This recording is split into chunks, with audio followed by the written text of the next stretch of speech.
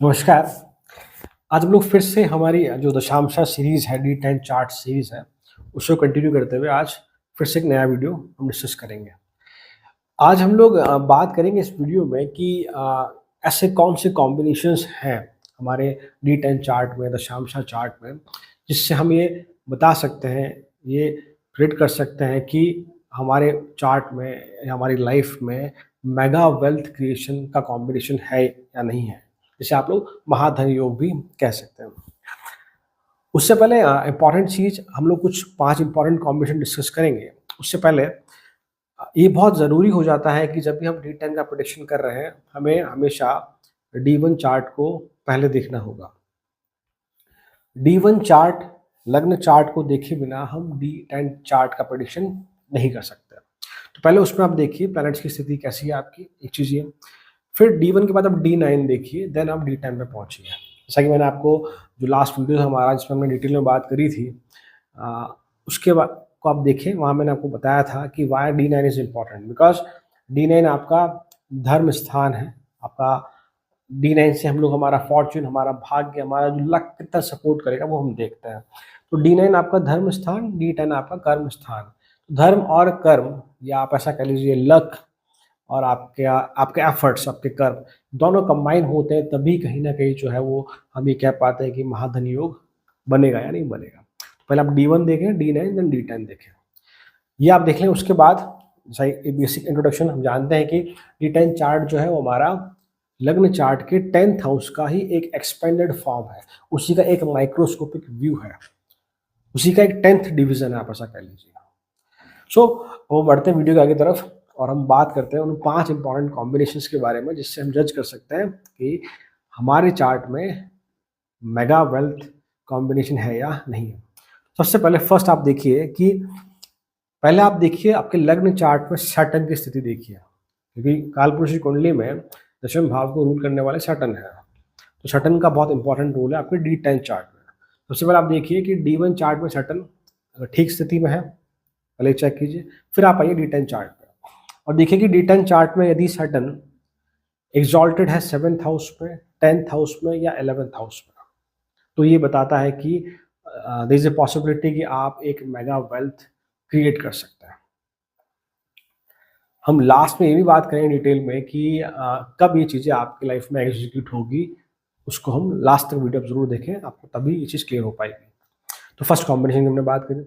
Second combination जिसे हम लोग लक्ष्मी योग या राजयोग भी कहते हैं, कि यदि आपके डी10 चार्ट में, दशांशा चार्ट में आपके 9th हाउस के स्वामी और 10th हाउस के स्वामी, 9th लॉर्ड, 10th लॉर्ड, नवम भाव आपका धर्म भाव और 10th आपका कर्म भाव, धर्म भाव और कर्म भाव के स्वामी यदि दोनों कंजंक्ट होकर, युति बनाकर आपके 2nd हाउस में या 11th हाउस में जाकर बैठ जाता है। Actually 9th house is the भाग्य भाव, तो आपके भाग्येश और आपके कर्मेश दोनों युति बनाकर आपके 2nd या 11th हाउस में बैठ जाते हैं, तो ये एक राजयोग बनाता है। बशर्ते कंडीशन क्या है, आप डी1 चार्ट में 9th लॉर्ड और 10th लॉर्ड की स्थिति जरूर देखें। मैंने इस पर डिटेल वीडियो बनाया है कि 9th Lord in different houses, 10th Lord in different houses, वहाँ से आपको हेल्प मिल जाएगी। तो ये हमने बात करी दूसरे कॉम्बिनेशन की, ये आपका एक राजयोग कहलाता है। आते हैं थर्ड कॉम्बिनेशन पे कि यदि आपके डी1 चार्ट के 10th लॉर्ड, डी1 चार्ट के 10th लॉर्ड जो है वो एग्जॉल्ट हो जाए डी10 चार्ट के 10th हाउस में ही। लग्न चार्ट के दशम भाव के स्वामी यदि डी10 चार्ट के दशम भाव में ही जाके एग्जॉल्टेड हो जाए, बशर्ते कि डी1 चार्ट में उनकी स्थिति ठीक हो, वो डेबिलिएशन में ना हो या कहीं किसी प्रकार से एफ्लिक्शन में ना हो, पीड़ित ना हो, ये जरूर चेक करें। तो ये आपका थर्ड कॉम्बिनेशन। फोर्थ वन कि यदि आपके 10th लॉर्ड डी1 चार्ट के 10th लॉर्ड डी10 में जाकर, दशमांश में जाकर यदि वर्गोत्तम हो जाता है, यदि वर्गोत्तम हो जाता है, मैंने वर्गोत्तम प्लैनेट्स पे एक डिटेल वीडियो बनाया, उसे ज़रूर देखें आप।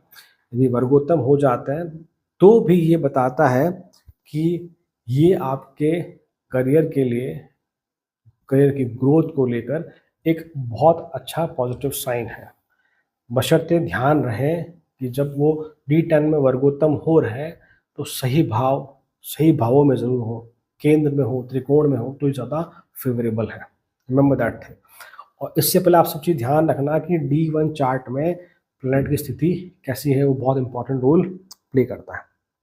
एग्जाम्पल के तौर पर हम देखें, मान लीजिए कि आपके D1 D10 में जो 10th लॉर्ड है D1 के, यदि वर्गोत्तम है D10 में और मान लीजिए जुपिटर है सपोज कीजिए, तो ये क्या दिखाता है कि अगर आप किसी ऐसे फील्ड में जहाँ कंसल्टेशन हो, एडवाइजिंग हो, किसी तरह की गाइडेंस हो, व्हाट वी से स्पिरिचुअलिटी हो या टीचिंग हो। टीचिंग भी ऐसा नहीं कि सिर्फ आप स्कूल कॉलेज तक की हम बात करें। टीचिंग से मतलब कैसा कुछ कि वह कोई भी आपकी लाइफ में आइडियल जो आपको यूट्यूब के माध्यम से या किसी और सोर्स से आपको कुछ ना कुछ सिखाते हुए देखे जाते हैं, वो सभी आपके लाइफ में टीचर हो सकता है। तो इन फील्ड में अगर आप हैं तो डेफिनेटली आपके लिए एक बहुत सुंदर कॉम्बिनेशन है।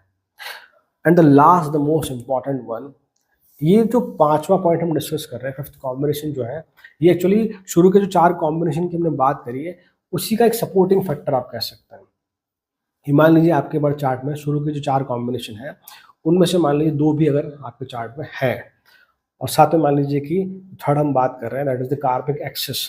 मतलब कि यदि आपके चार्ट में राहु तीसरे भाव में, छठे भाव में, दशम भाव में या 11वें भाव में है और सही राशियों में है, तीसरे में, छठे में, 10वें में या 11वें भाव में है आपके D1 चार्ट में, और जो शुरू के मैंने चार कॉम्बिनेशन बताया उसमें कोई एक कॉम्बिनेशन भी अगर बन रहा है या दो भी अगर बन रहे हैं, तो ये जो फिफ्थ पॉइंट है, पांचवा कॉम्बिनेशन है बिकॉज ऑफ राहु, ये वहाँ पर एज ए कैटलिस्ट काम करता है।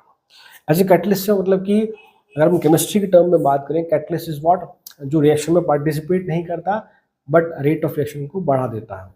अगर आप साइंस के स्टूडेंट हैं तो आप समझ सकते हैं इस चीज़ को कि वो एक्टिवेशन एनर्जी को कम कर देता है, एक्टिवेशन एनर्जी को कम कर देता है। एस्ट्रोलॉजी के हिसाब से मतलब कि जहाँ हम ऊपर वाले कॉम्बिनेशन की हेल्प से मान लीजिए 2x वेल्थ जनरेट कर पा रहे थे, 2 गुनी वेल्थ जनरेट कर पा रहे थे, तो because of the placement of Rahu आप मान के चलिए कि आप अब 3x 4x तक आप वेल्थ जनरेट कर सकते हैं। तो ये हमने 5 कॉम्बिनेशंस, 5 प्लेसमेंट की बात करी जिससे हम खुद से जज कर सकते हैं कि हमारे चार्ट में महाधन योग है या नहीं। अब सबसे इंपॉर्टेंट बात, 2 पॉइंट और डिस्कस करना है जो आपको ध्यान रखने होंगे इनके साथ साथ। कब ये एक्टिवेट होगा, कब ये फलित होगा, तो पहले आपको दशा देखनी होगी। आपके चार्ट में मान लीजिए अच्छे हाउस की दशा है, लग्न की दशा है, या आपके सेकंड लॉर्ड की दशा है, 11th लॉर्ड की दशा है आपके चार्ट में, 9th लॉर्ड की दशा है, वो D1 चार्ट में ठीक ठाक स्थिति में है, तो ये आप फील करेंगे कि यहाँ आपको जो है वेल्थ क्रिएशन वो थोड़ा सा स्मूथ दिखेगा आपको।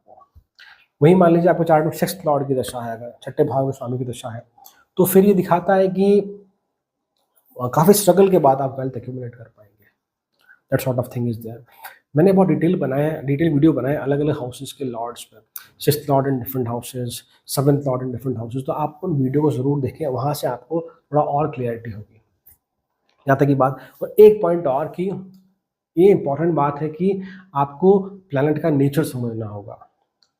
नेचर से मतलब कि प्लैनेट बेसिकली हमारे पास जो है वो स्लो मूविंग है, फास्ट मूविंग है और रेट्रोग्रेड है। स्लो मूविंग प्लैनेट है आपके सैटर्न और जुपिटर। सैटर्न लगभग एक राशि में 2.5 साल तक रहते हैं, वहीं जुपिटर जो है वो एक राशि में लगभग 1 साल तक रहता है। शनिदेव और जुपिटर दोनों ही स्लो मूविंग प्लैनेट है। वहीं हम बाकी प्लैनेट्स की बात करें, मार्स, सन, वीनस, ये फास्ट मूविंग प्लैनेट है, ये एक राशि में बहुत ज़्यादा समय तक नहीं रहते। तो क्या मतलब है इसका? इसका मतलब ये है कि मान लीजिए कि आपके जो हमने कॉम्बिनेशन बताया, मान लीजिए आपका लग्न लॉर्ड मान लीजिए सैटर्न है, या आपके 10th लॉर्ड मान लीजिए सैटर्न या जुपिटर है, तो डेफिनेटली आपको वेल्थ क्रिएशन में ज़्यादा टाइम लगेगा। एक्चुअली एस्ट्रोलॉजी में कॉन्सेप्ट है गति ऑफ प्लैनेट्स, जहाँ ये डिस्कस होता है या जहाँ से हम ये कंक्लूड करते हैं कि प्लैनेट का जो मूल नेचर है, अगर वो स्लो मूविंग है तो डेफिनेटली वेल्थ क्रिएशन भी स्लो होगी। पर हाँ, ये ज़रूर है कि Saturn as well as Jupiter दोनों ही कहीं ना कहीं स्टेबिलिटी के कारक हैं, तो जो वेल्थ आप क्रिएट करेंगे वो लॉन्ग लास्टिंग होगी। मैंने अलग अलग लग्नों के अनुसार वेल्थ योग के वीडियो बनाए, वहाँ मैंने इस पार्ट को डिस्कस किया है, आप उसे जाके ज़रूर देखें। वही मान लीजिए आपके 10th लॉर्ड या लग्न लॉर्ड सपोज कीजिए वीनस है, सन है या मार्स है, जो कि फास्ट मूविंग प्लैनेट है, अगर उनका जो हमने कॉम्बिनेशन डिस्कस किया, अगर वहाँ उनका इन्वॉल्वमेंट है, फास्ट मूविंग प्लैनेट का इन्वॉल्वमेंट है, तो बताता है कि वेल्थ क्रिएशन जल्दी होगी। और एक थर्ड कैटेगरी है, दैट इज व्हाट, कि रेट्रोग्रेशन।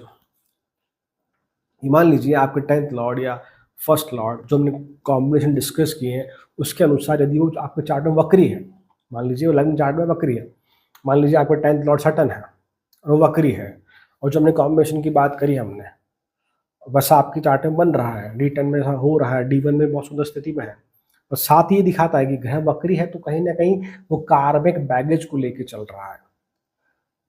तो आपको इस जन्म में वो कार्मिक बैगेज वापस से रीपे करना होगा, कार्मिक ऋण जो है वो रीपे करना होगा।